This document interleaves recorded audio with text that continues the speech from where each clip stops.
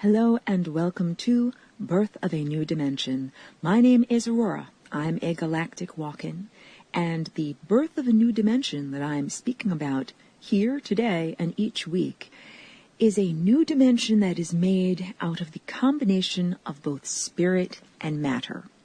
So Einstein gave us the famous equation E equals mc squared. This placed matter and energy in an oppositional format.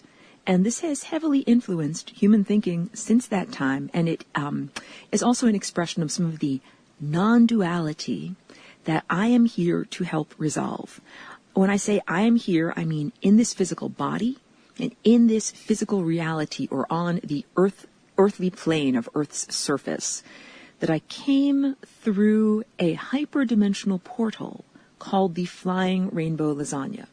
So when I say this is a portal, it's not a physical doorway, even though I have built physical sculptures that look like the Flying Rainbow Lasagna. It is an energetic oscillation that has allowed my consciousness to enter into this realm. So the Flying Rainbow Lasagna, for anyone who is not familiar with the shape, because I can paint a picture with my voice, but it's so much easier for you to use your eyes, you can go to flyingrainbowlasagna.com. You can look at the ucy.tv homepage banner for this show. You can go to my Twitter feed at Flying Lasagna for many different images that refer to the concepts that I share on this show, and look at the shape. You can also go on YouTube, find my channel, Flying Rainbow Lasagna, or just search for the conception of the Flying Rainbow Lasagna, which is an extensive original animation I created in preparation for a math art conference. This is the Bridges Math Art Conference I attended for several years, and it is international. So in creating that animation, my challenge was to be able to portray the Flying Rainbow Lasagna and its foundation concepts without using English as a descriptive language, or really any language other than mathematics and color, line, shape, form, and movement. And that is what that animation is. It begins with the basic foundation building block ideas, like the alphabet letters and vocabulary words of this basic language of vibration, and then shows how it builds up into greater levels of complexity and associates those levels of complexity with the physical anthropomorphic human form, meaning the two-armed, two-legged, one-headed form that we see when we look in the mirror with our physical senses, and integrating that with the next highest dimension. And when we do that, we achieve the shape that is called the Flying Rainbow Lasagna. And the animation shows it very well because it shows the movement, relative to everything, up and down. Up and down, these are like not empirical descriptive words. They're relative to the context. In that particular animation, it shows the Flying Rainbow Lasagna, quote-unquote, jumping up and down, or each aspect of the shape, each swooping portion of the shape is created by the oscillation of the central violet dot. And on previous broadcasts, I've spoken about how that central violet dot represents the singularity, the infinite stretching of the fabric of space-time and consciousness until it is stretched to the point of infinity, literally to the point of infinity, like an infinitely stretching point. So that singularity, that place of infinite stretchability, is single by its nature. It should not be double or multiple. This is how we come up with duality. In the Flying Rainbow Lasagna shape, you can see that singularity jumping up and down, quote unquote, and creating this shape that is the end result of the oscillation. So what happens is this makes two formerly divergent realms able to communicate, or it oscillates a membrane without cutting it so that the inside, quote unquote, and the outside, quote unquote, can now interact or integrate. This is the story, the narrative story of how my consciousness was able to come into this realm. Just taking a brief pause to have a little drink here. in my garden on a beautiful hot sunny day with a lovely bird flying overhead, a giant raptor. So this body used to have a different occupant, a different ego or narrative sense of self that lived in a different genetic format. And when that person was killed, when this body died, the body processes died, that ego left, I was able to change the genetic structure of this body so that I, as an abstract, otherworldly, non-earthly consciousness presence, could come and inhabit this body. The flying rainbow lasagna was my invention and my creation in the moment to be able to bring together divergent places, like locations in space, divergent consciousnesses, and to transform the genetic structure so that what was impossible now has become possible. I've said this before, and I'll keep hammering away each week. Our genes are not merely the blueprint for or descriptors of the shape of our physical body, like what your eye color is, what your hair color is, how long your toes are. Your genes are also, or your genetic structure is also, the bridge of light between the realm of possibilities and probabilities, world of abstraction and uncollapsed waveforms, and the realm of experience, where there are actual hard-edged objects and edifices of experience or events that we can experience with our body. So you're not just building your body with your genes, you are also building your body's experience with your genes. All of this is related to your level of consciousness, what emotions you are feeling at the time, what belief structure you are believing in at the time, where your awareness is focused. And your awareness is like the needle on the record playing a particular song. So I restructured the genetic structure, the genetic code of this particular human female body so that I, as a non-terrestrial abstraction, could come and inhabit this body.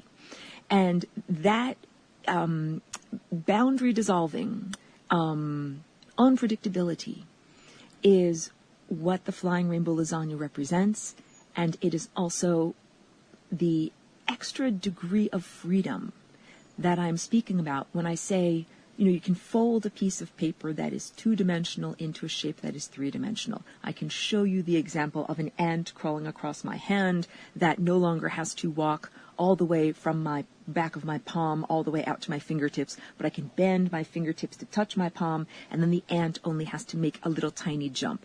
This is the idea of embodying the flying rainbow lasagna on a genetic level, meaning one's genes are dancing in this oscillating shape, that you can now change the way you experience time and space and consciousness. That is what I bring into this world. That's the shape and the information and the concept. That's why I'm here.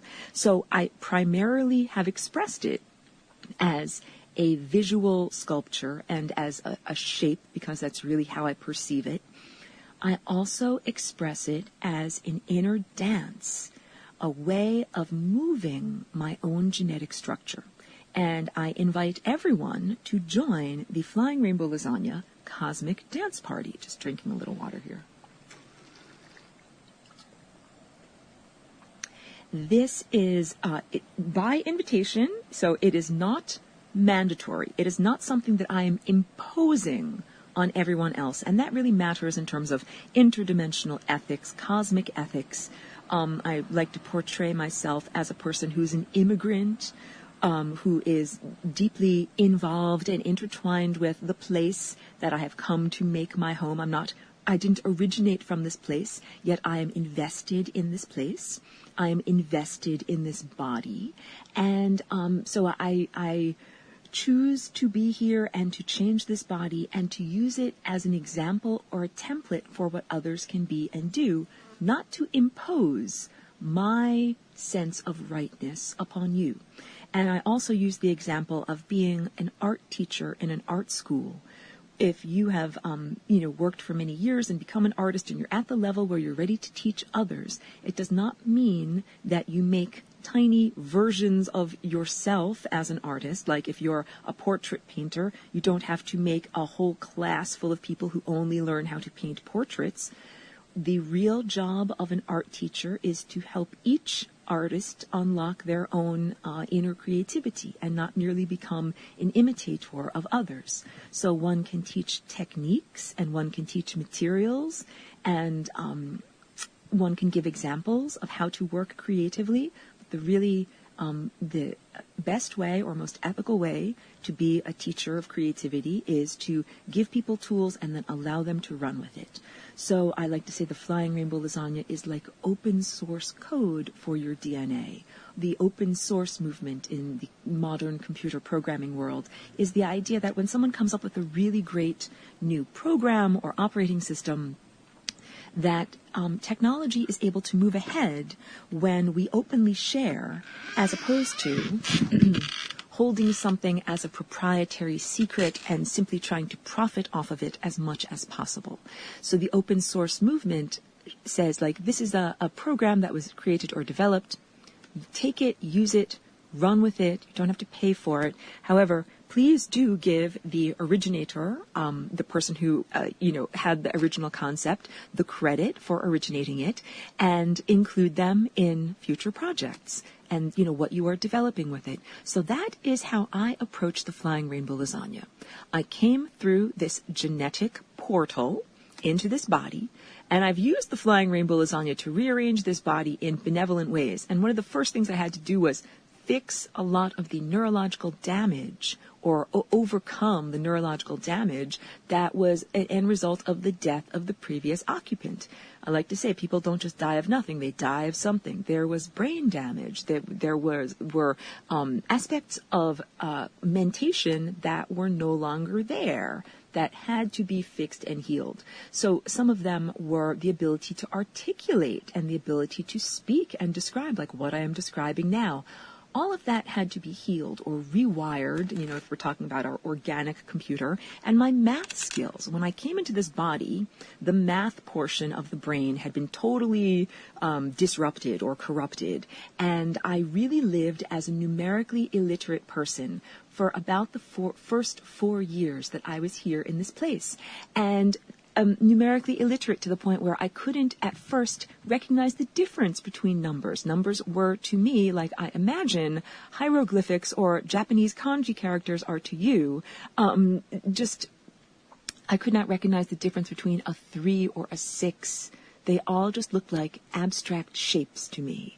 So it took a lot of rewiring, healing the hardware of this organic computer that I am in order to be able to understand math and to use language and be descriptive and articulate as I am now. Of course, this has been a 15-year journey. So initially, I had to do a lot of flying rainbow lasagna-ing up and around the areas of the neurology that were disrupted.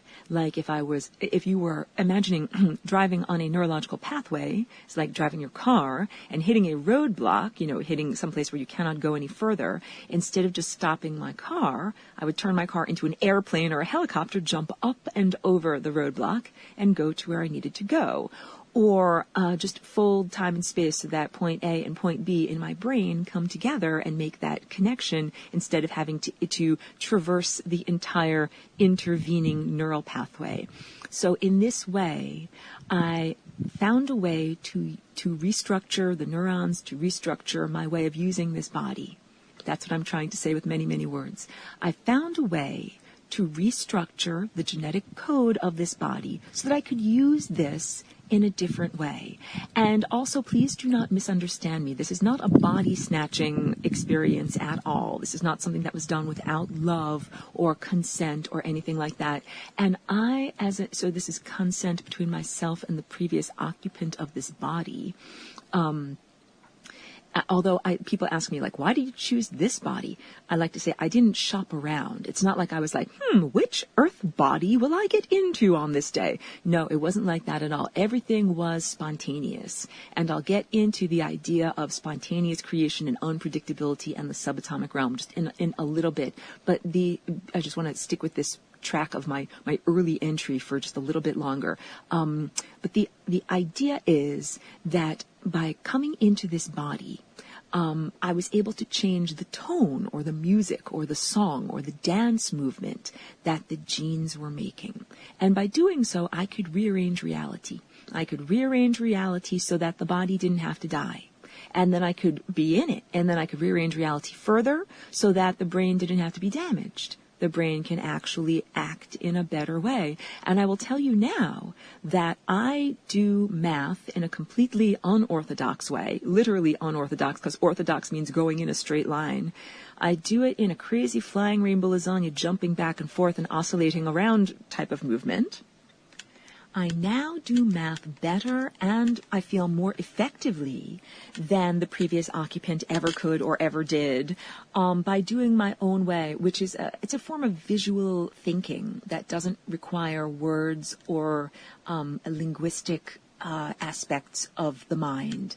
And I figured out all of this on my own. I really developed my own visual understanding of math. Just adjusting my chair there, by beginning by understanding a ruler and inches on a ruler and being able to apply a visual understanding to numbers. And then eventually, if you've ever looked at my artwork, and if you haven't, please go to flyingrainbowlasagna.com and check out the art tab there. You can see the evidence of the rehabilitation of this brain on the canvas or on the panel in front of you, that I found a way to use proportion and shape and color and essentially this harmonic vibratory structure of the cosmos as my way of understanding math. So when I do math, I don't think 3 + 3 = 6. I see packets and understand energy coming together visually in packets. And very briefly, years ago, I had a job as a custom framer, and part of my daily task was, in dealing with a customer, taking an estimate for a job, the many various different items, the mat, the frame, the glass, and adding it all up and giving them an estimate before they began so they knew how much something would cost before they framed it. And I used to use the calculator in order to do that. And at a certain point, I realized that taking the time to actually put the numbers into the calculator and do it that way was much slower and more cumbersome than I could just do it adding together shapes in my mind. And when I had gotten to that level, from being totally numerically illiterate and unable to perform basic arithmetic to really being able to, functionally outpace the calculator in the workplace, I realized that I had fully flying rainbow lasagnaed or transformed the situation. The flying rainbow lasagna can also be understood as a way to heal or overcome a seemingly impossible situation. That is what this body faced in terms of death, and it is also what humanity's consciousness is facing in terms of reaching the next stage of evolution of consciousness. And I do not refer merely to your organic biological self, like will you evolve, a new limb, or will you evolve new taste buds, but I'm really speaking about evolution of your consciousness going in the direction that it needs to go. So I mentioned the concept that your genes are a bridge between the realm of possibilities and probabilities and the world of events that we actually experience, like the bridge between what could happen and what actually does happen. And I'd like to bring to that further understanding of, in modern physics, there's the concept that the rules that govern the subatomic realm, the realm of matter that has been subdivided into its constituent elements to the part that it is as chopped up into as tiny bits as we can possibly chop it up into. That stuff doesn't act like matter when we observe it as not chopped up into little tiny bits. So the world of the subatomic realm, of quarks and neutrinos and electrons, the stuff there seems to act differently than the stuff that is at the macroscopic level that we are familiar with perceiving with our five senses. You know, the world of seemingly hard-edged objects and predictable physical laws. That's what physics means. It means the laws that govern the physical world. And on this show, what I speak about every week are concepts that prepare our mind for the bringing together of the formerly divergent realms of pure energy and physical matter. That there's an artificial distinction that has been made in our consciousness, in artificial duality, and in our experience.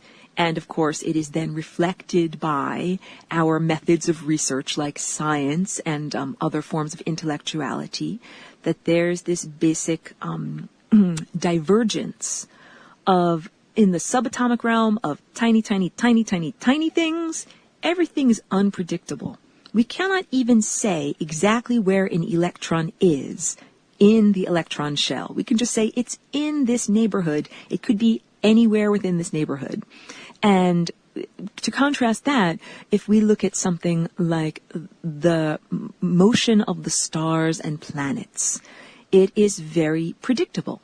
We can say this planet is moving at this many miles per hour, and it is moving on this trajectory, and unless it changes or is acted upon by some outside force, we can predict very easily that in this many hours it will be here, and in this many days it will be here. Like, this is all very predictable, and humans have gotten so good at using this form of physics to predict the world around them that they've been able to do some pretty amazing things. However, humans in this time and place are still struggling with this mental dissonance, this cognitive dissonance of how come matter acts differently when it is at this tiny, tiny, tiny level than when it is at this larger macroscopic level.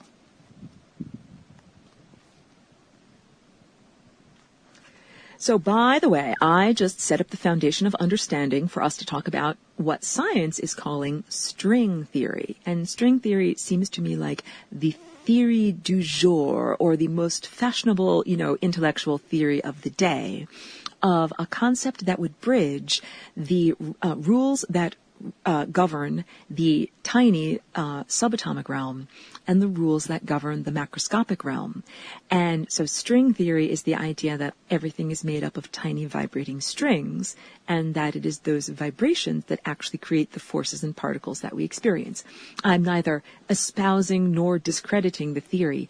I'm drawing in similarity of the idea of tiny vibrating strings to the idea that I've been speaking about on this broadcast for, many weeks, and even this is going into my second year of doing this show, that your DNA are like vibrating strings, and that you and your body are like a musician, and your body is your instrument in a larger cosmic symphony.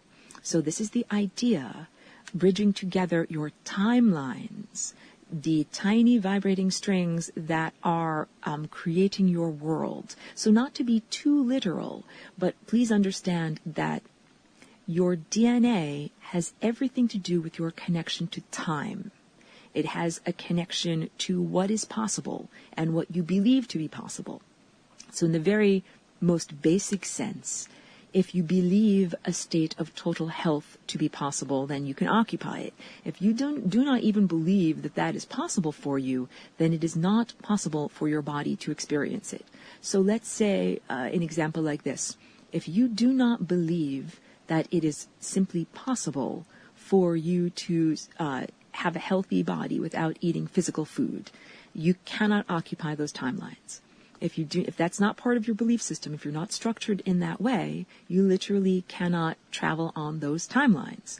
So in order to believe that it is possible to have a healthy body without eating physical food, we have to begin by changing your belief system or the software programs that you're running in your organic computer. So the first thing I can tell you about is an example of someone who's done it before. This is the idea of giving you a template, like a genetic template. And P.S., when you're a little tiny child, mostly, when people are little infants, they use their people who are raising them, their immediate family, as their genetic templates. Your genetic structure is not static. It is a set of potentials, and we each make choices about who we resonate with, how we tune our body, the family traits that we embody and exemplify. So mostly, people base their genetic sense of self upon their mommy and daddy.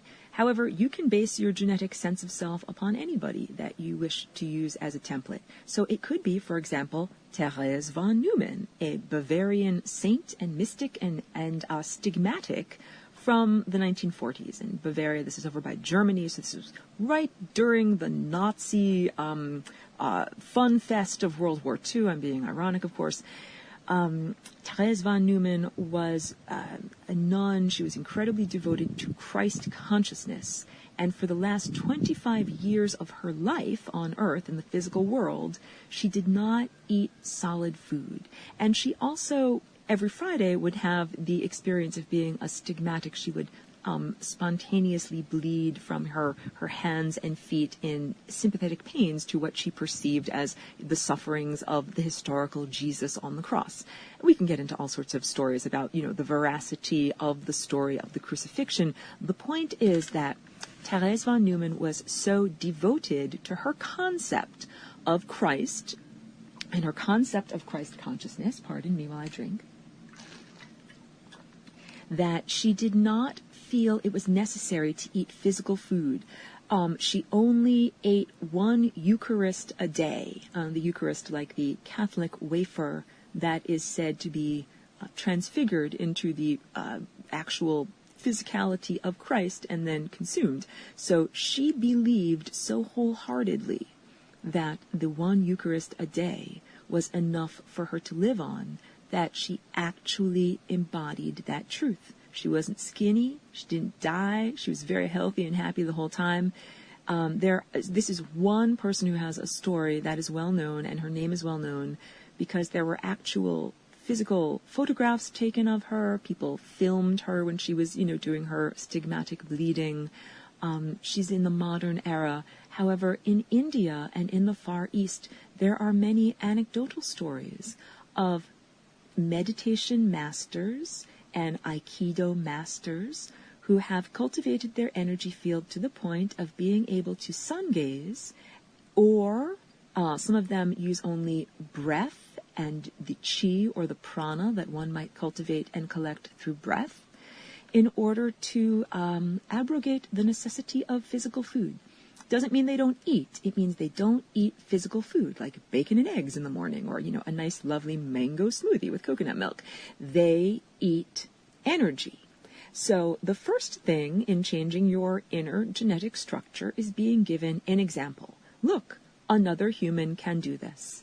And it's like saying, look, another human can run a marathon. Before a marathon was ever run, this was considered to be a superhuman feat. Then the first guy who ever did it, incidentally, dropped dead immediately after doing it. However, he pushed the envelope of what we could define as possible by humans. And now, every spring in Boston, or, I think it's in autumn when they do the New York Marathon, every year, like clockwork, thousands of people get together and run marathons all around the world. This is very normal now. So the idea that certain vanguard consciousnesses prepare ahead, prepare the way for other people that are coming after them. It's very difficult to break new ground energetically, and then once one person has done it, it becomes possible for others to follow suit, And the more people that do it, the more easy it is. You can even get together a club or a training program in order to do it. So sun gazing or becoming a breatharian or subsisting only on non-physical energy is not impossible. Others have done it. And then the next part to transforming yourself into actually doing it would be to undergo the changes to your consciousness and your belief system that others have gone. So you say, someone else ran a marathon. It is possible. How did they do it? What did they do each day? How did they eat? What did they do? And then we can look to these examples and come up with a personal training regimen for how to do it. And so part of it is transforming one's relationship with food, to understand that all the physical food that we eat is a program and is an abstraction and is actually solidified sunlight, and that your own physical body and all of the matter that you are using right now in order to contain your consciousness is all solidified sunlight. And I can even give you some integument or connective tissue for your consciousness to say, how can this human body even transform into being something that only eats light? And that is the idea of chlorella, that chlorella is a tiny organism like a blue-green algae that creates protein and sugars or starches and has a very durable 3-layered cell membrane. And it can thrive very well in a liquid urea solution like human urine. So if your body were slightly replumbed so that instead of the urine exiting your body through the ureters, that liquid were instead placed into the stomach in like a cauldron, and you had chlorella in the cauldron of your stomach growing there, that all you would have to do is have a pathway of light between the outer world where you are absorbing sunlight, with either your epidermis or your eyes or your inner eye and your third eye or your pineal gland, and transporting that light via a circulatory system of light to the chlorella in the center of your cauldron in your stomach. And it's not that difficult to understand that if you can think of when you breathe in oxygen being transported through a circulatory system throughout all of the cells of your body, even the deep interior of your body, you can imagine building a circulatory system of light, wherein when you breathe in or ingest light energy, it then penetrates to even the deepest interiors of your physical body. So please do not be literal. I am giving all of these as structures of ideas or scaffolding of ideas, like a trellis that your mind can grow upon, things to think about or to allow to percolate or to conjecture about or feel about. Because again, I wish to present techniques and present materials to you like an art teacher, but not tell you how to paint your own painting. You will and shall develop your own program for understanding food, or your own particular software program that works in your consciousness vessel for understanding food and having it come into your cellular structure so that you survive in the way that you. So I'm trying to say, for those that are faith-based, like Therese von Neumann really loved and was devoted to her ideal and her conception of what and who Christ was. And she really believed that could and would totally sustain her. Other people are more science-based or based in the objective materialistic viewpoint, where they would need more of a program that says, hey, imagine if you ingested a tiny microorganism that could give you all the food that you needed if only you ingested enough sunlight each day. These are whatever you require for your own personal belief system, you should put together. Like you should put together the ingredients for your own personal meal that will completely nourish you. And that's what the Flying Rainbow Lasagna is. It is a tool, like a pencil with an eraser, that each one of us can use in order to change our genetic structure, change our belief system, change the software programs that we are running in our belief system, and in so doing, not only transform your physical body, not only transform perhaps your appearance, but transform or make more widely possible the possibilities that you might experience. So before you listen to this broadcast, you might not have ever considered the possibility of living well without physical food, or you might have thought, silly, impossible, cannot be. But perhaps now there's a little bit more support for the possibility that it's not just a fantasy and that it actually could become a reality.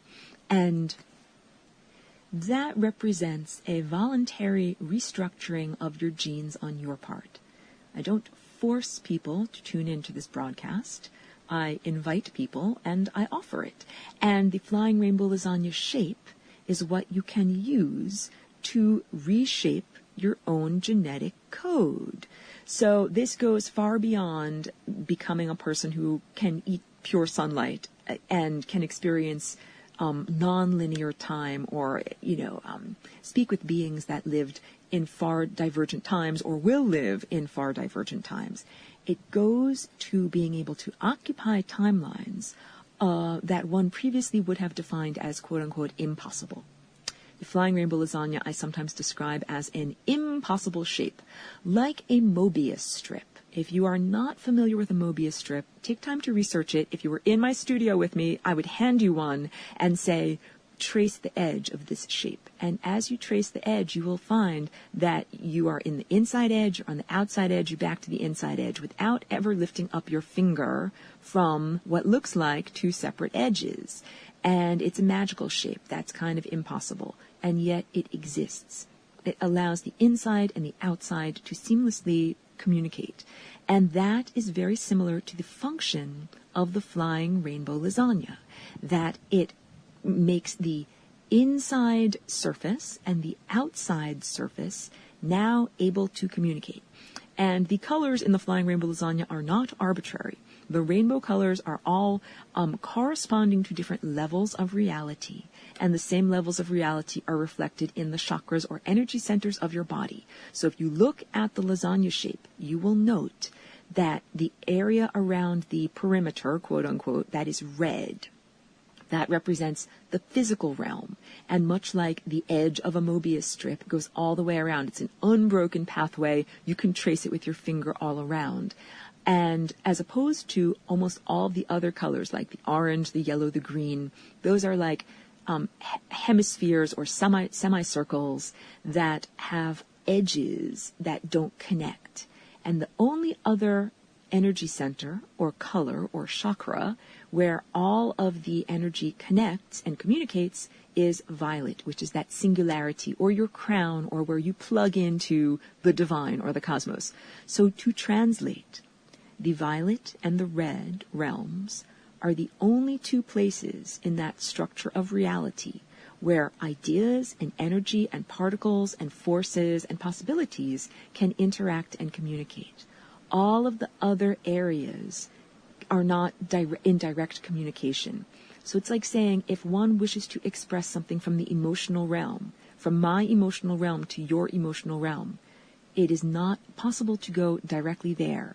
It needs to be either expressed through the physical realm, like I can create some words that touch your emotions, or perhaps play a violin sonata that affects your emotions, or perhaps smack you in the face with a dead fish that will affect your emotions. Whatever I'm doing to you in the physical, it's giving you an emotional response. However, I was not able to just directly affect your emotional center without any kind of stimulus. That's the whole idea, that we are in this physical realm, which is like the stage upon which all of these ideas and forces and particles can come and interact. And the only other place where all of these forces are coming together and interacting is at the singularity, or the zeroth dimension, the place that I described as the convergence of all energy and all timelines. And everything is there because everything is there. So I'm trying to get you to understand that the physical realm is a divine stage. It is, a lot of people have this erroneous conception due to duality and the separation of the spiritual and the divine from the physical. That's what objective materialist viewpoint essentially says. It essentially says matter is matter, It's not imbued with anything. It's just what you see with your five senses.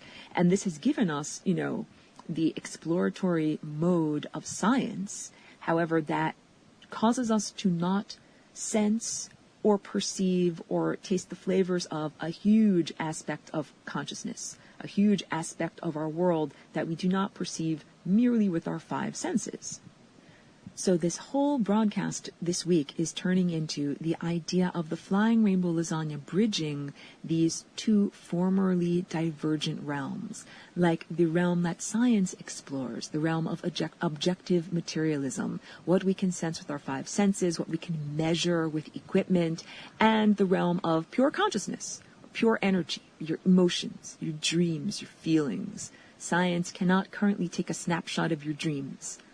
Can't measure how much your dreams weigh. So it becomes very difficult for science and an objective materialist to validate or speak about your dreams in an effective way. Now let's contrast that with, let's say, the indigenous aborigines of Australia, who value their dreams and what they describe as the dream time as much as an objective materialist that values, a scientific experiment done with beakers and flasks and petri dishes in a lab. The Aborigines have a very different values system and viewpoint, and to them the dream world is equally, if not more important than the realm of the physical world. The birth of the new dimension that I'm speaking about here, and that with consciousness, with ideas, I am intending to prepare consciousness for this birth or help it through the birth, is the idea that we're bringing together these realms. We're bringing together the realm of dreaming and the realm of waking experience. And this is essentially what lucid dreaming is. In order to lucid dream, what most practitioners have to do is spend some amount of time in awareness training or mindfulness or meditation during their daily waking hours, and then extend that mindfulness training to their nighttime hours. It's very challenging to have a very stressed and distressed daily waking life, and then attempt to lucid dream, to go with unbroken consciousness into the physical, the non-physical dreamtime world. It seems that it is essential to have either a stress-free existence or go on a brief vacation where one can cultivate one's daily energy of awareness, and then take that daily energy of awareness into the nighttime world, and then of course bring those experiences and awareness back into the daytime. Like the Mobius strip, the idea of it looks like a shape with two different edges, but it's really one edge. Or like the Flying Rainbow Lasagna, where it appears that there are two singularities or two violet dots, but really it is one violet dot that is jumping up and down so fast in the sculpture, it looks like there are two of them. But if you look at the animation in conception of the Flying Rainbow Lasagna, you will understand that it is one that is jumping back and forth and appearing to be two. So this concept, this is also all about resolving duality and resolving good versus evil and ending suffering. When I created the Flying Rainbow Lasagna portal and came into this physical body, I didn't at first know how significant that act was and the reverberations that it would have, or what it meant. It's like any time you create a new tool. Imagine the first time someone created a pencil. It's like they had no idea all of the different things that could be written down with a pencil, all of the different, sketches that could be made with a pencil. They made a pencil for the first time. So I made a Flying Rainbow Lasagna for the first time, came into this body, rearranged the genes, changed the events and possibilities of what I could experience, and I am still being amazed by the significance of what it means when other people and other consciousnesses and the structure of society and the cosmos at large has the Flying Rainbow Lasagna applied to it. It's not just about my personal experience, it is also about resolving the duality of the belief system structure here that pits good versus evil or light versus dark. And when I say this, please allow me to clarify, I'm not an apologist for evil. I'm not an apologist for technology or a proponent of the transhumanist agenda. Far from it. I'm all about using nothing more than your natural structure, or what you were given at birth, your birthday suit with your heart and your consciousness and your life force and your unique creative capacity. That's all that you really need in order to achieve the greatness that you are. But on other broadcasts, I've spoken about my understanding of where evil comes from, and if we define evil as consciousness that is separated from the source. So you and I presume I'm speaking to my organic, multicellular audience with physical bodies that live here on Earth and eat physical food most of the time.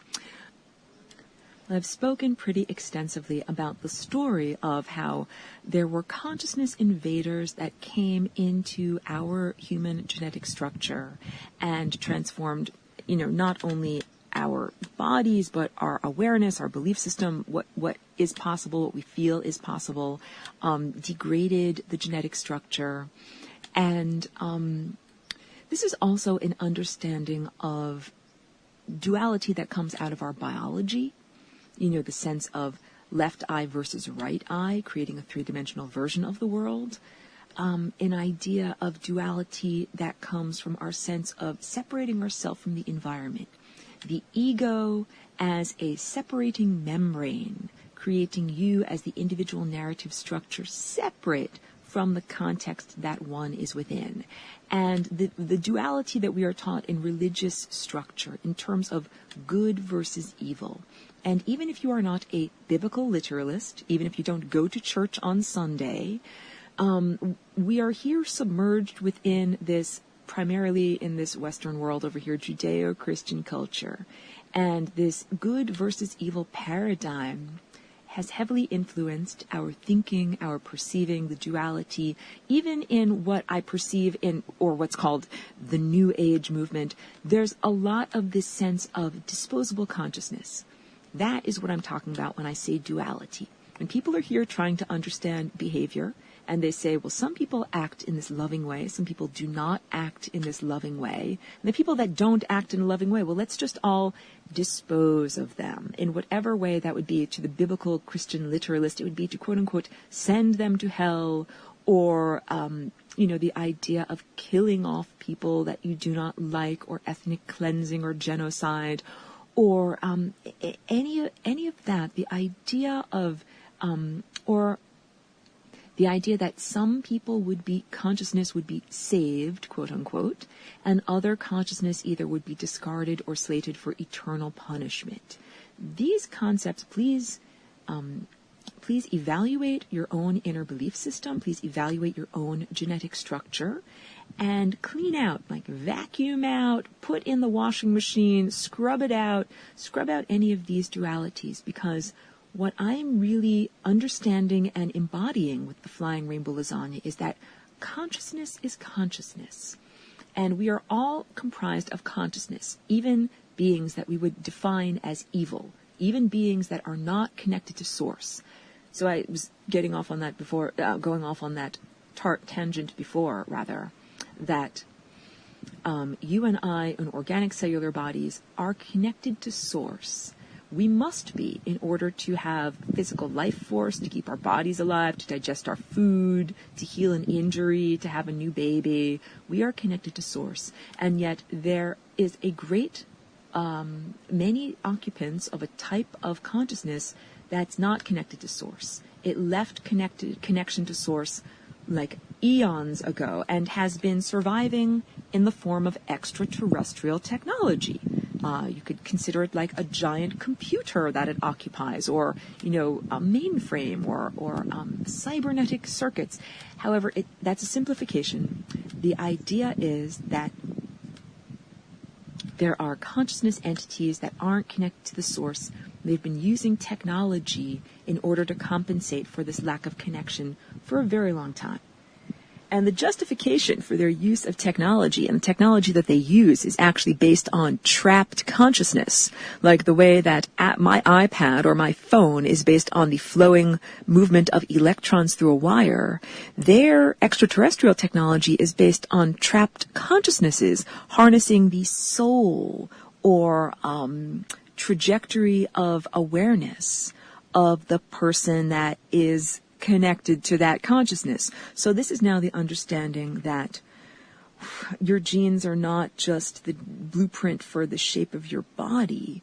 Your genes are also a realm, a complete realm that can be inhabited by benevolent or malevolent presences. It can be well-shaped or it can be badly shaped. And these malevolent presences have been feeding off of humans for the entire length of time that we would describe as human history, but not the entire length of time that humans have existed. Just during this aberrant time, about the past 10 or 20,000 years that, we are most familiar with, but not for all of human history. But during this time, when I say aberrant, I mean like socially aberrant, like something that should not exist, that should not be structured in this way, but it is. This blip on the cosmic radar screen that's not supposed to actually be going on. So the justification for many, many years was that these beings couldn't get back to source. They didn't have a bridge of love to get back there, so they had to eat negativity and feed off of suffering instead of feeding off of love.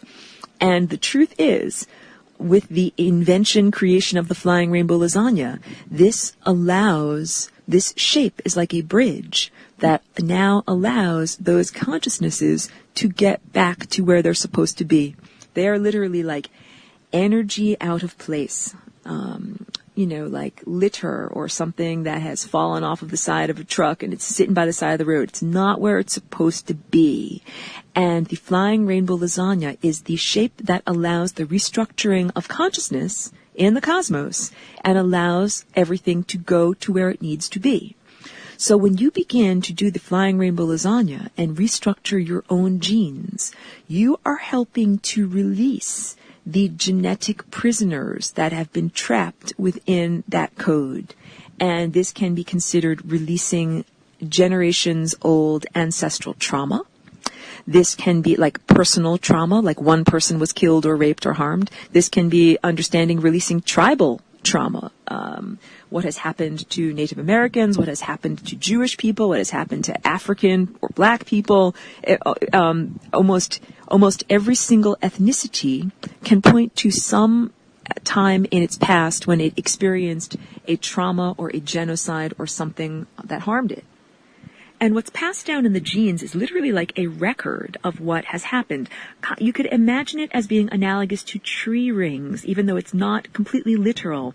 But the idea that what has happened in previous generations is written in or resonates in or throughout your present body.